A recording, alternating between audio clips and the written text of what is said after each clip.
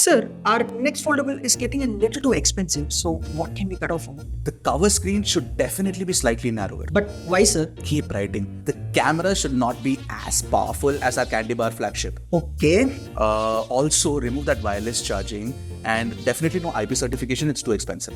I think that should be perfect, sir. No, wait. Reduce the size of the battery and no optical in-display fingerprint scanner, ultrasonic one. Again, too expensive. I think that should do it. Sir, you're a genius. Too many thoughts on my mind, I can't sleep at night, so Now, what if I told you there exists a foldable smartphone that doesn't make any of these compromises? Welcome to Vivo X Fold 3 Pro. Let me tell you more about it. Hi, I'm Arshad. You're watching Trakin Tech English, your destination for detailed, incisive gadget reviews.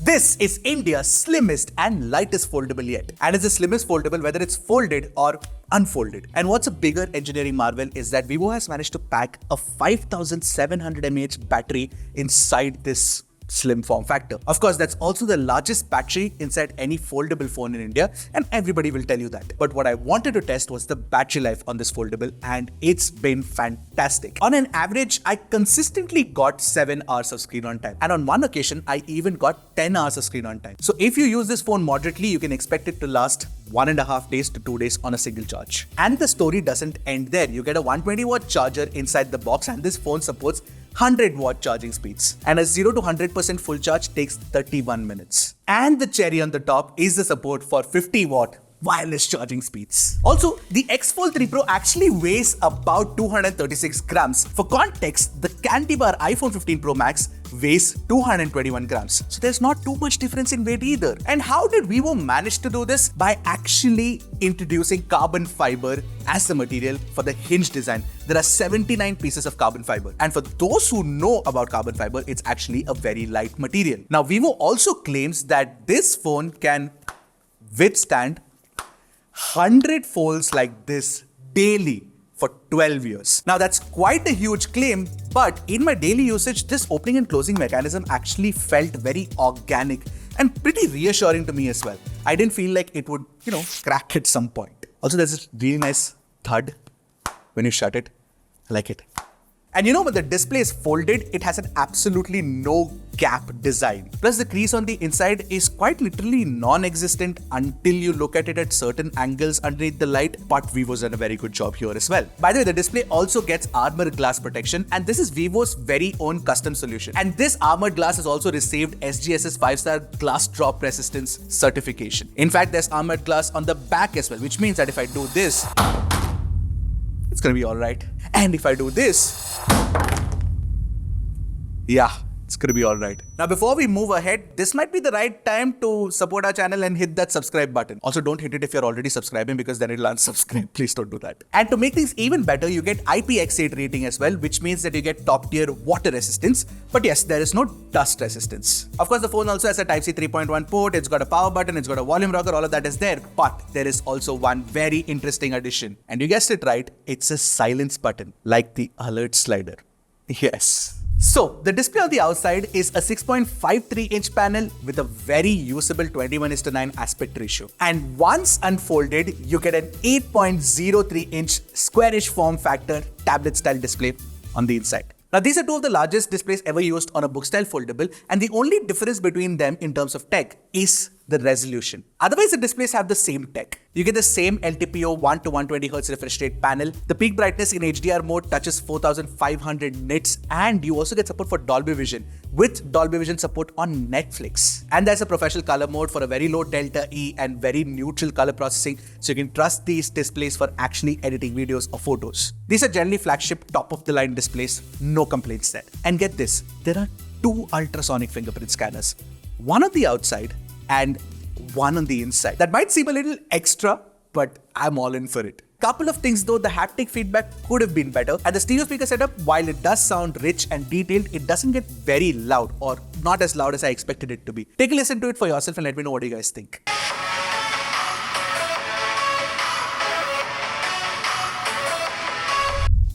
Now, with Snapdragon 8 Gen 3 and 16GB of LPDDR5X RAM type and UFS 4.0 storage, the performance is of course fantastic. But the best part is there is no foldable in the market right now with these kind of specs. So we got one of the best Antutu scores and the best Geekbench scores as well. In fact, even the storage read-write speeds are fantastic. Even the CPU stability score was pretty good in our 40-thread 30-minute run. Of course, the Snapdragon 8 Gen 3 has a very powerful Adreno GPU and it supports ray tracing as well. And in our Genshin Impact test where we played the game for 30 minutes at highest graphics and 60 frames per second, we got over 59 frames per second of average FPS. And despite such good performance, the phone doesn't throttle or heat up either. You know what? I've been playing a lot of Dan the Man in the tablet mode. It's really good. You guys should try it out.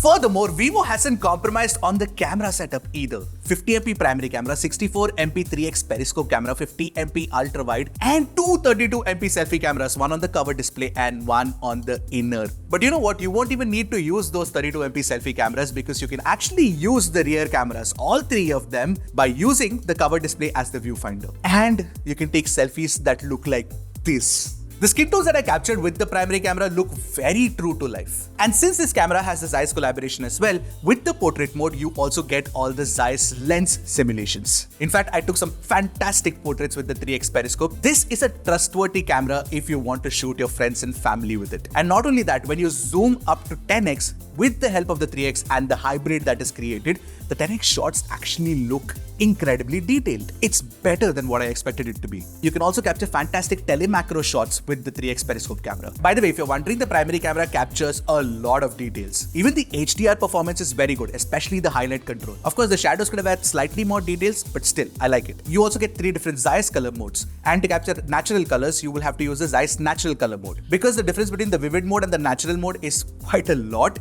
and the natural mode seems actually natural. Anyway, when I shot with the natural mode, even the color sense consistency between the primary, the ultra wide and the periscope, they're spot on. Even the low light pictures that I shot with the primary camera have a lot of details. The exposure is great. Actually, this is a great camera for low light shots. In fact, the 50MP ultra wide angle camera also captures a lot of details in daylight and it is pretty good in low light as well. Only issue that I had with the camera on this phone is the shutter speed. It could have been faster because sometimes I ended up with blurry shots like these. You can also record 4K 60fps videos using all the 3 cameras on the rear. But of course, the selfie cameras on the inside and the outside, the 32MP ones can only capture 1080p 30fps videos. But the 4K 60fps videos that we shot at the primary, ultra wide and the periscope were all pretty good. The video bitrate is high, the audio bitrate is pretty good. We are recording the video using the primary camera of the Vivo X Fold 3 Pro. Alright, so this is the selfie camera video shot using the X Fold 3 Pro. Essentially, the X Fold 3 Pro is a fantastic camera phone, especially for a foldable. And I'll leave you with some pictures of food for you to gawk at while I move on to the next segment. Enough of drooling at those food pictures, wipe it off your screen.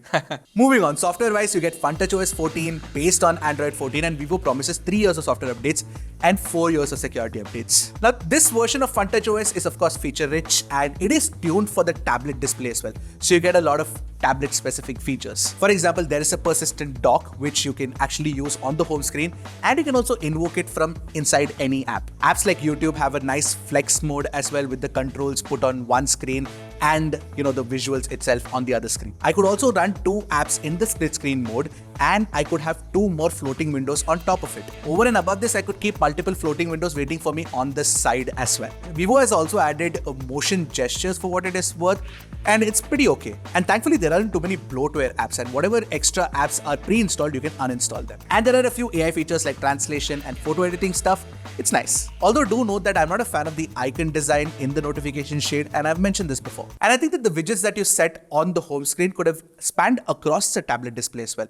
I think they've missed a trick there. Vivo's commitment to making an all-out book-style flagship phone without any compromises is definitely commendable. It's truly a proper usable phone on the outside and a tablet on the inside for the price of one very expensive candy bar flagship phone. And Vivo's actually making this phone in India. The X Fold 3 Pro is great for gaming, it takes great photos, it's got fantastic battery life, it charges up really fast, the display quality is really good. It definitely has the best hardware on a foldable phone that I've tested till date. Now it's a phone that I'm seriously considering daily driving next. If you guys think I should do that, let me know in the comments below. As for the price, it's priced at 1,60,000 rupees and you get a 10% instant cashback and a 24-month no-cost EMI option too. Plus, Vivo is also offering 6 months of free display replacement in case anything happens to it. So, do you guys think the price is worth it? Do you like the X Fold 3 Pro? Let me know in the comments below. I'll see you folks in the next one. Until then, keep tracking and stay safe.